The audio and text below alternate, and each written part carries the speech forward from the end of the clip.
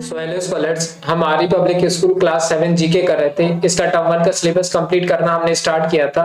Chapter number 24 तक हम complete कर चुके हैं। आज से हम स्टार्ट करने जा रहे हैं चैप्टर नंबर 25 जो कि यूनिट 7 का पार्ट है।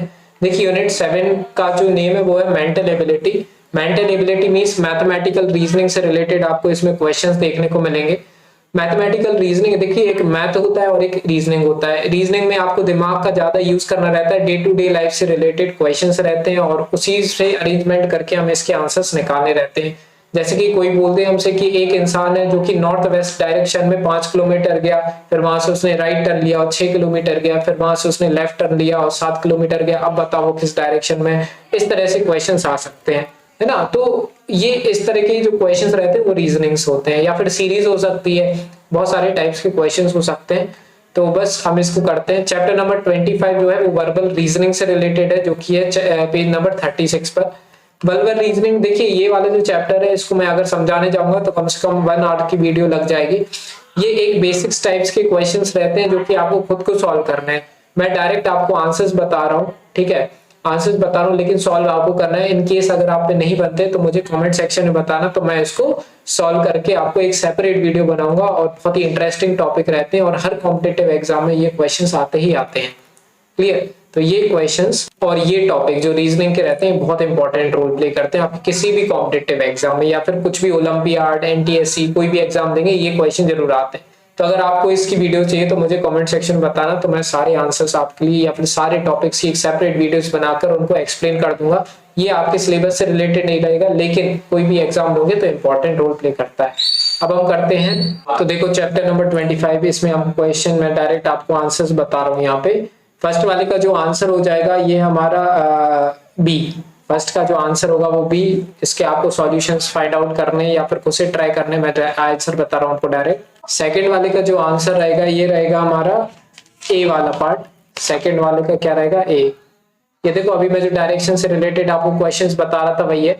जैसे कि Kartikeya walk 20 kilometre toward north, 20 kilometre वो क्या गया, नॉर्थ में गया कार्तिकेय। 20 किलोमीटर नॉर्थ, नॉर्थ ये होता है ना। देन ही टर्न राइट, अब इधर से वो राइट टर्न लेता है। अब जब राइट टर्न लेगा तो इस डायरेक्शन में जाएगा, वो 30 मीटर गया वो इधर पे। Clear. Then he turn right, फिर से राइट लिया और फिर कितने किलोमीटर गया, वो 35 किलोमीटर गया। तो अगर वो राइट टर्न लेगा तो 35 किलोमीटर यहाँ पे आ जाएगा, या फिर मीटर, है ना। Then he turns left and walk 15 metre, और फिर लेफ्ट टर्न लेता है और 15 किलोमीटर जाता है वो, ठीक है। फिर इसके बाद लिखा है find the distance between his current position from the starting position, मतलब टोटल डिस्टेंस बताना हमारे लिए कितना होगा और किस डायरेक्शन में है। तो डायरेक्शन तो हमें पता चल गया ना कि ये इस साइड जो डायरेक्शन है वो कौन सी डायरेक्शन है, ईस्ट। तो डायरेक्शन तो मैंने बता दी, लेकिन डिस्टेंस आपको खुद से ट्राई करना है ना। इसलिए इसमें क्या होगा, बहुत टाइम लेगा, जबकि आपके बेसिक कंसेप्ट नहीं होंगे क्लियर तब तक ये हमारा बनेगा भी नहीं पे चैप्टर। तो ये हो गया हमारा सेकंड का ए आंसर। अब हम आ जाते हैं थर्ड वाले पे। तो थर्ड वाले का जो आंसर है वो है हमारा सी वाला पार्ट, है ना। जीवा इज 11, देखो इसमें क्या लिखा है, if Jiva is 11th in the कोई starting from end, how many peoples are there in the queue, है ना। जीवा जो है वो 11th नंबर पे है स्टार्टिंग पोजीशन पे या फिर आखिरी पोजीशन से, तो कितने उस लाइन में कितने लोग हैं तो हमें ये बताना है। तो थर्ड का जो आंसर हो जाएगा वो हो जाएगा हमारा सी वाला पार्ट, है ना। तो ये फाइंड आउट करना, ट्राई करना।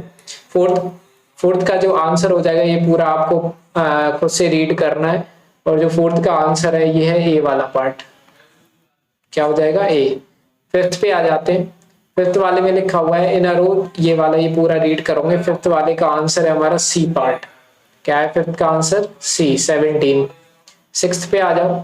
सिक्स्थ वाले में जो ये पूरा आप करोगे वर्क टाइम एंड वर्क से रिलेटेड ये क्वेश्चन है, पूरे पूरे चैप्टर्स होते हैं बच्चों इसके, है ना। इसलिए इतने कम टाइम में इसको एक्सप्लेन करना बहुत मुश्किल वाली बात है। तो सिक्स्थ वाले का जो आंसर हो जाएगा ये है हमारा ए, सिक्स्थ का ए आंसर। सेवेंथ पे आ जाओ। सेवेंथ में लिखा हुआ है क्या, what will come next in the, इस सीरीज को पढ़ो और बताओ कि नेक्स्ट टर्म कौन सा आएगा, है ना। तो देखो 15 2 जा 13, देखो अगर हम इसको थोड़ा सा मैं बता देता हूँ क्योंकि ये छोटा है। 15 बन जा 15 15 2 30 50 45 54 60 55 78 15 6 जा 90, है ना। तो सेवेंथ का आंसर क्या हो जाएगा हमारा सी, जो कि ये 90 है। तो सेवेंथ का आंसर हो गया सी। अब इस वाले क्वेश्चन बताना कितने स्क्वायर दिख रहे हैं टोटल, तो ये बहुत डिफिकल्ट टास्क है, इसलिए मैं इसका फाइनल आंसर बता रहा हूँ। तो 8th का जो आंसर है ये टोटल आपको जब काउंट करोगे तो 40 स्क्वायर्स दिखेंगे। ठीक है, तो लास्ट वाले 8th वाले का आंसर क्या हो जाएगा 40। तो इस तरह से हमारे चैप्टर नंबर 25 के आंसर मैंने आपको अभी बता दिए हैं। इसके बाद हम साथ ही में चैप्टर नंबर 26 भी कर रहे हैं। क्लियर? तो देखो चैप्टर नंबर 26 का नेम क्या है हमारा, रीजनिंग इन एआई। रीजनिंग एआई मींस होता है आर्टिफिशियल इंटेलिजेंस। तो रीजनिंग स्किल हमारी आर्टिफिशियल इंटेलिजेंस में भी क्या करती है, काम करती है। आपको उस टाइप के प्रॉब्लम से ये हम सॉल्व करना है। Look at the following example. Statement 1 में बोला है all the birds give egg, जितनी बर्ड होती है वो एग देती हैं। Pigeon is a bird, pigeon जो है वो एक बर्ड है, तो बर्ड पिजन भी क्या देगी, एग देगी। तो कंक्लूजन मतलब आंसर निकला हमारा, इससे क्या हमारा कंक्लूजन निकला इन दोनों स्टेटमेंट से, वो हमें यहाँ पे लिखना है। इसी तरह से हमें इनको स्टेटमेंट को रीड करना है और कंक्लूजन निकालना है। सबसे पहला लिखा हुआ है, पहला स्टेटमेंट है, इसमें देखो पहला स्टेटमेंट है all human beings can feel, जितने भी ह्यूमन बींग्स होते हैं वो फील कर सकते हैं।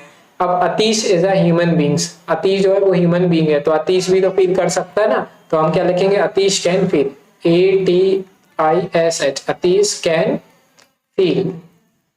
Clear, Atish can feel. तो अब सेकंड स्टेटमेंट को हम पढ़ते हैं। All literates can read and right, जितने भी पढ़े लिखे लोग रहते हैं वो लिख सकते हैं और पढ़ सकते हैं। रोजा इज लिटरेट, अब रोजा जो है वो लिटरेट है या पढ़ी लिखी है, तो इसका मतलब रोजा भी क्या कर सकती है, लिख सकती है, रीड कर सकती है। तो ROSA, रोजा can read and right, WRITE। Clear? अब आ जाते हैं हम थर्ड वाले पे। अब देखो थर्ड वाले में क्या लिखा है, statement 1 a square has 4 side, square की 4 साइड होती हैं। स्टेटमेंट 2 लिखा है ABCD एक स्क्वायर है। तो कंक्लूजन क्या निकालोगे, इसका कंक्लूजन बताओ। तो स्क्वायर की 4 साइड होती है, ABCD एक स्क्वायर है, तो इसका मतलब क्या हो जाएगा, ABCD हैज 4 साइड।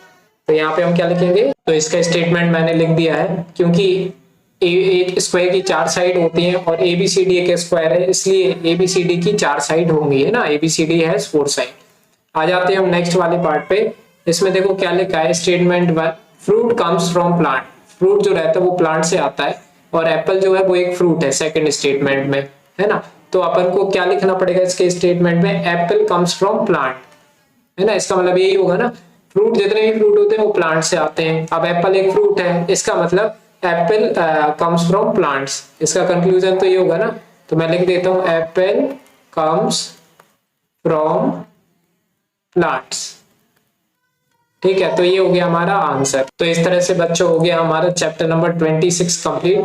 इसके बाद देखेंगे हम चैप्टर नंबर 27 नेक्स्ट वीडियो में। पसंद है वीडियो प्लीज लाइक करना, सब्सक्राइब जरूर करना चैनल को। कोई भी डाउट रहे तो कमेंट सेक्शन में पूछ सकते हैं। बाकी मिलते हैं नेक्स्ट वीडियो में, बाय।